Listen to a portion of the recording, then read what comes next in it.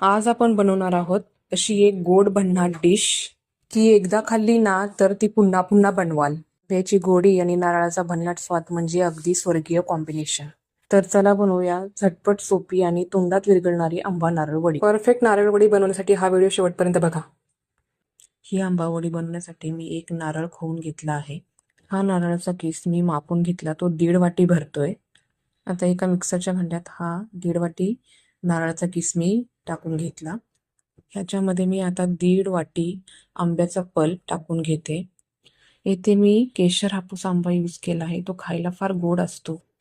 तुम्ही कोणताही आंबा यूज करू शकता जो तुमच्याकडे अवेलेबल आहे. आंबा निवडताना एक काळजी घ्यायची की तो गोडीला चांगला असावा. आंबा गोड असेल तर आपल्याला ह्यामध्ये साखरेचं प्रमाण हे कमी लागतं. मी इथे केशर हापूस ह्याच्यासाठी यूज केला की तो खायला फार गोड असतो आणि त्याचा कलरही फार छान असतो. आता ह्यामध्ये पाव वाटी मिल्क पावडर आणि 1 वाटी घरच्या दुधाची साई घालून घेऊ. जर तुमच्याकडे मिल्क पावडर आणि दुधाची साई नसेल तर तुम्ही 100 ग्राम खावा वापरू शकता. मी इथे थोडी 1 वाटीपेक्षा कमी साखर घेतली आहे कारण आपला आंबा खूप गोड आहे.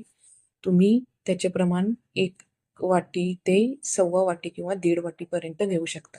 त्यामध्ये 1 वेलची टाकून मिक्सरचं झाकण बंद करून घेऊ. आता हे मिश्रण आपण मिक्सरला 1 मिनिटं फिरवून घेऊ. तुम्ही पाहू शकता आता हे आपलं आंबावडीचं मिश्रण किती छान तयार झालेलं आहे आणि किती स्मूथ झालेलं आहे ते तुम्ही पाहू शकता. आता मी एक जाड बुडाची कढई घेऊन त्याला मी तूप लावून घेतले आहे आणि आता हे मिश्रण आपण ह्या कढईत टाकून घेऊ.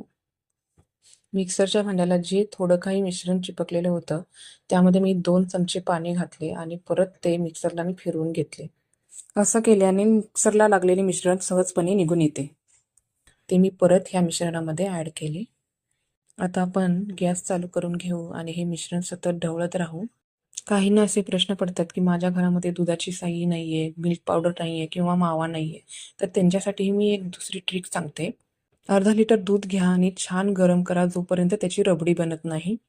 ती रबडी तुम्ही ह्याच्यात मिक्स करू शकता. असे केल्याने तुमची आंबावडी खूप छान आणि टेस्टी बनते. ही आंबावडी हलवत असताना त्याचे बुडबुडे बाहेर उडतात आणि हाताला चटके लागू शकतात. त्यामुळे मी त्याच्यावरती एक झाकण घेतलेलं. तुम्ही पाहू शकता त्याच्यावरती किती बुडबुडे आलेले आहेत. तुम्ही ही आंबावडी करताना असे झाकण लावून मिश्रण हलवा जेणेकरून त्याचे बुडबुडे आपल्या हातावरती येणार नाही आणि चटका लागणार नाही. हे आंबावडीचं मिश्रण मी मोठ्या गॅसवरती सतत ढवळत आहे. याच्यामुळे आपली आंबावडी लवकर बनून तयार होईल. 10 मिनिटं झालेली आहेत आणि आपलं हे मिश्रण पाहू शकता तुम्ही आता दाटसर व्हायला सुरुवात झाली आहे.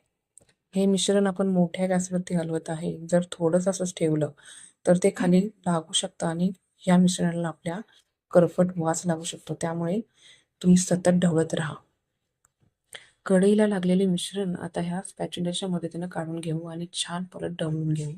हे मिश्रण मी सर्व बाजूने एकसंघ हलवत आहे, त्यामुळे आपले मिश्रण सर्व बाजूने शिजते. आता या झाकणाला लागलेले मिश्रण मी ह्याच्यात काढून घेतले आणि एकसंघ हलवून घेतले. अशी ही आंबावडी नारळ आणि आंब्याचं कॉम्बिनेशन खायला खूप छान लागते. ह्याचे तुम्ही आंबा नारळाचे लाडू बनवू शकता. आता आपण आंबा नारळ वडी तयार करण्यासाठी पूर्वतयारी करून घेऊ. एका ताटामध्ये 1 चमचा तूप घेऊन सर्व बाजूने त्याला लावून घेऊ. आता हे ताट एका बाजूला आपण ठेवून देऊ. असं केल्याने आपला थोडा वेळ वाचतो. आता तुम्ही पाहू शकता हे आपलं मिश्रण थोडं दाटसर झालेलं आहे. स्पॅच्युलाच्या मदतीने मिश्रण उलटण्याला लागलेलं पूर्णपणे काढून घेऊ आणि छान वरून खाली ढवळत राहू. आता 20 मिनिटं झालेली आहेत आणि हा मिश्रणाचा गोळा तयार व्हायला सुरुवात झालेली आहे. आंबा नारळ वडीचे मिश्रण परफेक्ट झालंय हे ओळखण्याच्या मी काही ट्रिक पुढे सांगणार आहे. चमचा मिश्रणामध्ये रोवून पाहायचा. जर तो उभा असेल तर हे मिश्रण तयार आहे समजायचं. दुसरी ट्रिक म्हणजे हे मिश्रण हलवत असताना कडापासून वेगळं व्हायला लागतं.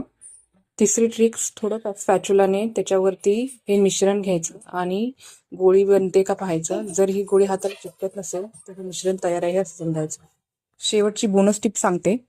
जर हात दुखायला लागले आणि किचनमध्ये आंबा नारळ वडीचा भन्नाट वास सुटायला लागला, समजा वडी सेट होणारच. गॅस बंद करून घेऊ. तयार झालेल्या आंबा नारळ वडीचं मिश्रण आपण आता तूप लावलेल्या प्लेटमध्ये ट्रान्सफर करून घेऊ. आता हे आंबा नारळ वडीचं मिश्रण स्पॅच्युलाच्या मदतीने एकसंघ सर्व बाजूने पसरून घेऊ. असं हे एकसारखं मिश्रण पसरल्यानंतर आंबा नारळ वडी कापल्यानंतर त्या एकसारख्या दिसतात, कुठे जाड किंवा पातळ दिसत नाहीत. तुम्ही पाहू शकता हे मी सर्व बाजूने एकसारखं पसरून घेतलं आहे. आता यावर थोडे पिस्ताचे काप घालून घेऊ. याने ह्या वडीला चांगला लुक येतो आणि दिसायलाही छान दिसते. आता ह्या पिस्ताच्या कापांना थोडे अलगदपणे स्पॅच्युलाच्या मदतीने दाबून घेऊ. यामुळे हे पिस्ताचे काप आंबावडीला चिपकून राहतील. आता ही आंबावडी सेट होण्यासाठी 1 तास अशीच बाजूला ठेवून देऊ. सेट झाल्यानंतर असे आंबा नारळ वडीच्या आकाराचे काप करून घेऊ. हे मिश्रण कोमट असतानाच मी ह्या आंबा नारळ वडीचे काप करून घेतले आहे. जर तुम्ही थंड झाल्यानंतर ह्या वडीचे काप करायला गेला तर ते थोडे तुटू शकतात. आंबा नारळ वडीचे काप करून झाल्यानंतर हे 2 ते 3 तासासाठी आपण अशीच सेट व्हायला ठेवून देऊ. 2 ते 3 तासानंतर आपली आंबावडी तयार आहे. आपण ही प्लेटमध्ये काढून घेऊ. वा, किती सुंदर कलर आला आहे बघा आणि टेक्स्चरही किती परफेक्ट आहे बघा. जर तुम्हाला अशा सोप्या आणि टेस्टी रेसिपीज आवडत असतील तर माझं चॅनल कविताच किचन डायरीला सबस्क्राईब करा आणि व्हिडिओला लाईक करून तुमच्या फॅमिली फ्रेंड्ससोबत शेअर करायला विसरू नका.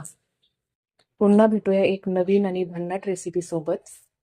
तोपर्यंत खुश राहा आणि मस्त कुकिंग करा. धन्यवाद.